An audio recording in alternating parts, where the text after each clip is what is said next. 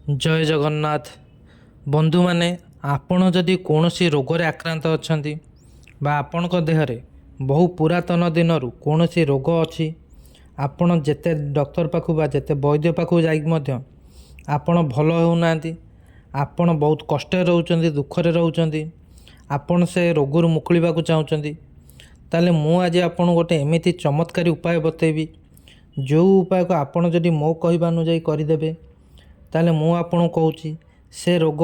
मात्र गोटे दिन में आपन को छाड़ी चली जीव आपण कष्टर मुकुलिबे दुखर मुकुलिबे आपण जीवनटी सुखरे कटिबो से रोग आपन को छाड़ी चली जीव आउ द्वितीय बार से रोग आपन को आसबनी आपण पाखक आपन कौन करेंगे कौन सी मंगलवार न ये उपायटी करेंगे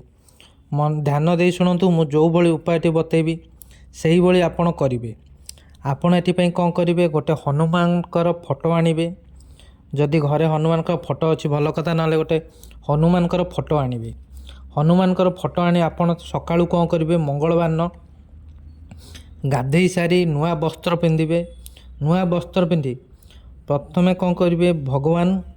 हनुमान आपण पूजा करेंगे धूप दीप दे पूजा करेंगे पूजा करी से फोटो जो आनी से फोटो को ही पूजा करेंगे तापर से फोटो सामने ठिया हे ठिया ही कौन करेंगे किछि गंगा जल आणवे गोटे काच पात्र आणवे और से काच पात्र से गंगा जल को ढाली देवे काच पात्र गंगा जल को रखी आपण से हनुमान प्रभु हनुमान सामने ठिया हे ठियाई मु आपन जो भगवान बर्तमान चमत्कारी मंत्र बतेबी महामंत्रटी से मंत्र को 11 थर पढ़े मंत्रटी देखूँ आपण हाथ में प्रथम से गंगा जल धरवे काच पात्र जो थी गंगा जल को धरी यही मंत्र पढ़े ओम हनुमंतेय वीर वीराय हुं फट स्वाहा ओम हनुमंतेय वीर वीराय हुं फट स्वाहा ए मंत्रटी 11 थर पढ़े 11 थर मंत्र पढ़ी सारी आपन कौन करेंगे से काच पात्र जो गंगा जल अच्छी तादे आप 3 थर फुंक मारे 3 थर फुंक मारी सारी आपन कौन करेंगे से जो गंगा जल रहा ताकू आपण 3 थर पीबे बा 3 ढोकर पीबे थरक पीबेनी 3 थर से गंगा जल को आपड़ पीदेवे केवल एतिक उपाय करेंगे देखिए एतिक उपाय कर